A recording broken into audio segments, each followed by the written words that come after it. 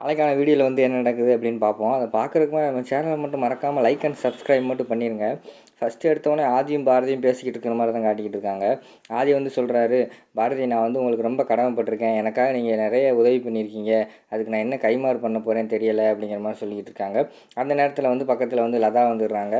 என்ன MD sir, பாரதிக்கு எப்படி உதவி செய்ய எப்படி நன்றி சொல்கிறதுன்னு தெரியாமல் இருக்கீங்களா? நேற்று நைட்டு அவள் எனக்கு கால் பண்ணிவிட்டு இன்றைக்கி வந்து எம்டியோட அம்மாவுக்கு பிறந்த நாள், நம்ம தான் எல்லாமே பிளான் பண்ணி பண்ணணும், நேற்று நைட்டே இதெல்லாம் பிளான் பண்ணிட்டா அப்படிங்கிற மாதிரி சொன்னோன்னே ரொம்ப தேங்க்ஸ் பாரதி அப்படிங்கிற மாதிரி சொல்கிறாங்க ஆதி. உடனே பாரதி சொல்கிறாங்க, இல்லை சார் உங்களுக்கு எவ்வளோ உங்கள் அம்மாவோட பிறந்தநாள் உங்களுக்கு எவ்வளோ முக்கியம் அப்படின்னு எனக்கு தெரிஞ்சது, அதனால தான் நான் அந்த ஏற்பாடு பண்ணேன், இதில் ஒன்றும் இல்லை, ஃப்ரீயாக விட்டுருங்க அப்படிங்கிற மாதிரி சொல்கிறாங்க. ஓகே பாரதி அப்படிங்கிற மாதிரி ஆதி சொல்லிடுறாங்க. அடுத்து வந்து பாரதி கேட்குறாங்க, நாளைக்கு எனக்கு வந்து ஒரு ஆஃப் டே பெர்மிஷன் வேணும் சார் அப்படின்னு கேட்டோடனே ஓகே எடுத்துக்கோங்க பாரதி அப்படின்னு சொல்லிட்டு போயிடுறாங்க. மறுநாள் காலையில் வந்து தமிழ் வந்து ஸ்கூலுக்கு கிளம்பாமல் மொபைலே நோண்டிக்கிட்டு இருக்காங்க. அப்படியே பாரதி வந்து மொபைலை கொடுறி, உங்கள் ஸ்கூலுக்கு கிளம்ப லேட் ஆகிடுச்சு, இன்னும் நீ வந்து கிளம்பாமல் என்ன பண்ணிக்கிட்டு இருக்க, உனக்கு பேரண்ட்ஸ் மீட்டிங்கே வேறு இருக்குது, நான் ஆஃப் டே தான் லீவ் போட்டிருக்கேன், ஒழுங்காக சீக்கிரமாக கிளம்பு, நான் அங்கே போயிட்டு தான் நான் ஆஃபீஸுக்கு போகணும் அப்படிங்கிற மாதிரி சொல்லிக்கிட்டு இருக்காங்க.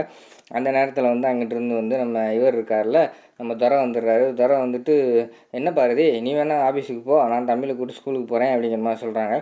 உடனே இன்றைக்கி அவளுக்கு பேரண்ட்ஸ் மீட்டிங் இருக்குது, நானே கூப்பிட்டு போய்க்கிறேன் அப்படிங்கிற மாதிரி பாரதி சொல்லிடுறாங்க. பேரண்ட்ஸ் மீட்டிங் தானே, நான் போயிட்டு வரேன் அப்படிங்கிற மாதிரி துரை சொல்கிறாரு.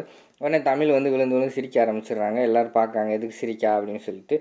எதுக்கு தமிழ் சிரிக்கா அப்படின்னு வந்து மரகதம்மா கேட்காங்க.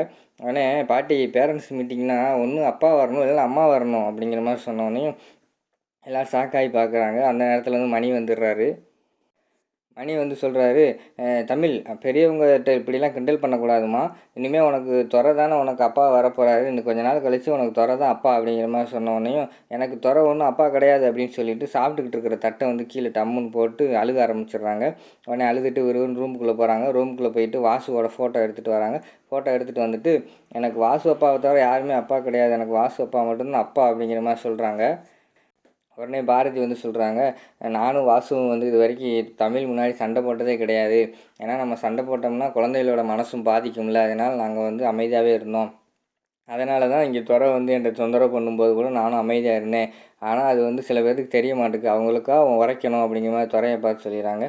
துறைக்கு வந்து மூஞ்சில் அடித்த மாதிரி ஆயிடுது, அமைதியாக இருந்துடுறாங்க. உடனே வந்து நம்ம மணி வந்து துரைக்கு ஆறுதல் சொல்கிறாரு. சரி விடுறா, இப்போ இனிமேல் கல்யாணம் முடிஞ்ச பிறகு எல்லாமே சரியாயிடும், நீ வந்து தமிழ்கிட்ட வந்து அப்பான்னு சொல்கிற மாதிரி நல்லா பாசமாக நடந்துக்கோ, அதுக்கடுத்து அவளே அப்பா சொல்லிடுவா அப்படிங்கிற மாதிரி சொல்லிவிட்டு அவர் சரி மாப்பிள்ளை நான் வேலைக்கு கிளம்புறேன் அப்படின்னு சொல்லிவிட்டு அவர் வேலைக்கு போயிடுறாரு. எல்லாருமே அந்த இடத்த விட்டு கலைஞ்சு போயிடுறாங்க. நம்ம துறை மொத்தம் நின்று யோசிச்சுக்கிட்டே இருக்கிற மாதிரி காட்டுறாங்க. அடுத்த சீனில் வந்து ஆஃபீஸில் வந்து லதா வந்து தனியாக உட்காந்துக்கிட்டு இருக்காங்க. இன்றைக்கி பாரதி வேறு லீவ் போட்டா, இந்த கேஷை வேறு ஒரு வாரமாக வரல, ஒரே போரிங்காக இருக்குது, என்ன செய்யனே தெரில அப்படிங்கிற மாதிரி யோசிச்சுக்கிட்டு இருக்காங்க. அந்த நேரத்தில் வந்து ஆதி வந்து என்ட்ரி ஆகிறாரு. லதா இன்றைக்கி இன்னும் பாரதி வரலையா அப்படிங்கிற மாதிரி கேட்குறாங்க. சார் அவங்க தான் நேற்று பேரண்ட்ஸ் மீட்டிங்னு உங்களுக்கு ஆஃப் டே லீவ் கேட்டாங்களா அப்படிங்கிற மாதிரி சொன்னேன். ஓ ஆமாப்பா ஆமாம் லதா, நான் தான் மறந்துட்டேன். சரி பாரதி வந்தவொடனே அந்த புது டெண்டர் ஃபைல் எடுத்துகிட்டு என்னோடய ரூமுக்கு வர சொல்லிடுங்க அப்படிங்கிற மாதிரி சொல்லிவிட்டு நம்ம ஆதி வந்து போயிடுறாரு. பின்னாடியே வந்து கேஷவ் வந்துடுறாரு. கேஷவ் வந்தவொடனே லதா கேட்குறாங்க, இல்லை என்ன கேஷவ் அப்பாவுக்கு எப்படி இருக்குது அப்படிங்கிற மாதிரி கேட்டவொடனே அப்பாவுக்கு பரவாயில்ல, கொஞ்சம் பெட் ரெஸ்ட் எடுக்க சொல்லியிருக்காங்க அப்படின்னு சொன்னோடனே சரி ஒன்றும் கவலைப்படாதீங்க கேஷவ், பார்த்துக்கலாம், எங்கள் அப்பாவுக்கும் போன வருஷம் இப்படி தான் ஆச்சு, அதுக்கடுத்து இப்போ சரியாயிடுச்சு, அதே மாதிரி உங்கள் அப்பாவுக்கு சரியாயிடும் அப்படிங்கிற மாதிரி ஆறுதல் சொல்கிறாங்க. உடனே சரி நான் போய் ஆதியை பார்த்துட்டு வரேன் அப்படின்னு சொல்லிவிட்டு ஆதியை பார்க்க போயிடுறாங்க. அந்த நேரத்தில் வந்து நம்ம பாரதி வந்துடுறாங்க. உடனே லதா கேட்குறாங்க, என்ன பாரதி இப்போ தான் வந்தியா அப்படின்னு கேட்டதுக்கு அமைதியாகவே இருக்காங்க உருன்னு. என்ன பாரதி எப்போ பார்த்தாலும் ஏதாவது மூஞ்சி உருன்னு வச்சுக்கிட்டே இருக்க அப்படிங்கிற மாதிரி கேட்குறாங்க. இல்லைடி வீட்டில் வந்து கொஞ்சம் பிரச்சனை அப்படின்னு சொல்லிட்டு நடந்ததெல்லாம் சொல்கிறாங்க. உடனே இதுவா விடு, தமிழ் கரெக்டாக தானே சொல்லியிருக்கா, அவளுக்கு வாசு தான் அப்பா, துறையத்தான் உனக்கு கல்யாணம் பண்ணவே பிடிக்கலையில, நீ எல்லாம் எப்படி தான் கல்யாணம் பண்ணிட்டு இருக்க போகிறேன்னு எனக்கே தெரியலை, ஃபஸ்ட்டு கல்யாணமே பண்ணுவியா என்னன்னு எனக்கு தெரியலை அப்படிங்கிற மாதிரி லதா சொல்லிடுறாங்க. எல்லாமே தமிழுக்காண்டியான்னு பார்த்துக்கிட்டு இருக்கேன் அப்படிங்கிற மாதிரி பாரதி சொல்லிடுறாங்க. அடுத்து வந்து லதா சொல்கிறாங்க, உன்னை எம்டி வந்து புது ஃபைல் எடுத்துகிட்டு வர சொன்னார், நீ போடி அப்படிங்கிற மாதிரி சொன்னோன்னே உடனே நம்ம பாரதி வந்து புது டெண்டர் ஃபைல் எடுத்துகிட்டு ஆதியோட ரூமுக்கு போகிறாங்க. போனோடனே வாங்க பாரதி உட்காருங்க அப்படின்னு சொல்லிட்டு ஃபைலெல்லாம் செக் பண்ணி பார்த்துக்கிட்டு இருக்காங்க ஆதி. கொஞ்ச நேரம் அமைதியாகவே பார்த்துக்கிட்டு இருந்துட்டு, என்ன பாரதி உங்களுக்கு மனசில் எதுவும் பிரச்சனையாக, எதுவும் கான்சன்ட்ரேஷன் மிஸ் ஆகுதா அப்படிங்கிற மாதிரி கேட்டோன்னே என்ன சார் அப்படின்னு கேட்டோன்னே இல்லை இத்தனை மாத சர்வீஸில் வந்து உங்கள் ஃபைல் வந்து இவ்வளோ கரெக்ஷன் இருந்ததே இல்லையே, ரொம்ப கரெக்ஷன் இருக்குது அப்படிங்கிற மாதிரி சொன்னோன்னே, எங்கே சார் கொடுங்கன்னு சொல்லி வாங்கி பார்க்குறாங்க. ஏகப்பட்ட கரெக்ஷன் இருக்குது. சாரி சார், நான் ஏதோ ஒரு ஆபத்தில் இப்படி பண்ணிட்டேன், இனிமேல் பண்ண மாட்டேன் அப்படிங்கிற மாதிரி சொன்னோன்னே, சாரியெல்லாம் வேணாம் பாரதி, நீங்கள் எல்லாத்தையுமே பெர்ஃபெக்டாக பண்ணுற ஆளு, இப்போ இது தப்பாக பண்ணிட்டீங்களே அதான் கேட்குறேன் அப்படிங்கிற மாதிரி சொன்னோன்னே, இல்லை சார் வீட்டில் கொஞ்சம் பிரச்சனை அதனால தான் அப்படின்னு சொன்னோடனே, என்ன பிரச்சனை அப்படின்னு கேட்டோடனே அவர்கிட்ட நடந்த பிரச்சனையெல்லாம் சொல்கிறாங்க. உடனே ஆதி வந்து கேட்காரு, உங்களுக்கு தான் துறையை பிடிக்கல, அப்புறம் ஏன் நீங்கள் வந்து வேண்டா வெறுப்பா கல்யாணம் பண்ணணும் பாரதி அப்படிங்கிற மாதிரி கேட்டவுடனேயும், எனக்கு வந்து என்னை விட்டு எங்கள் ஹஸ்பண்டு தான் போயிட்டாரு. ஆனால் என்னோட தமிழுக்கு வந்து எல்லாமே வேணும், தாத்தா பாட்டி மாமா எல்லாருமே வேணும், சொந்த பந்தங்கள் வேணும், அவளும் தனியாக இருக்கக்கூடாது, அந்த காரணத்துக்காக தான் நான் கல்யாணம் பண்ணுறேன் அப்படிங்கிற மாதிரி சொல்கிறாங்க.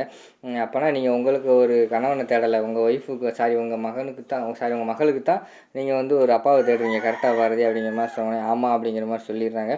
உடனே சரி, உங்கள் தமிழ் வந்து தேடுற அப்பா என்னை அப்பான்னு கூப்பிட்டா நீங்கள் என்னை ஏற்றுக்குறீங்களா அப்படிங்கிற மாதிரி கேட்டவுடனே தமிழ் ஷாக் ஆகிடுறாங்க. அதை எப்படி கூப்பிடுவா, என் மகன் வந்து கூப்பிட மாட்டா, அவள் தான் சொன்னாலே எனக்கு இருக்கிற ஒரே அப்பா வந்து வாசு அப்பா தான் அப்படின்னு சொல்லிட்டாலே அப்படிங்கிற மாதிரி சொன்னோன்னே, அதை விடுங்க பாரதி, எனக்கு தெரியும் தமிழ் வந்து என்னை அப்பான்னு கூப்பிடுவா, எங்கள் 2 பேர்த்துக்குள்ள பாண்டிங் எங்களுக்கு தெரியும், ஒரு ஆத்மானம் எங்களுக்கு ஒரு உறவு இருக்குது அப்படிங்கிற மாதிரி சொன்னோன்னே, அவங்க வந்து ஷாக்காகி பார்த்துக்கிட்டே இருக்காங்க. சொல்லுங்கள் பாரதி, நீங்கள் வந்து ஏற்றுக்குருவீங்களா, என் லவ்வை ஏற்றுக்குருவீங்களா, தமிழ் வந்து என்னை அப்பான்னு கூப்பிட்டா என்னை நீங்கள் கல்யாணம் பண்ணிக்கிறீங்களா அப்படிங்கிற மாதிரி கேட்டவுடனே அதை யோசிச்சுக்கிட்டே இருக்காங்க. பாரதி அந்த இடத்துல உட்காந்து யோசிச்சுக்கிட்டே இருக்கிற மாதிரி காட்டுறாங்க. அதோட பார்த்தீங்கன்னா இந்த வீடியோ வந்து முடிச்சுடுறாங்க.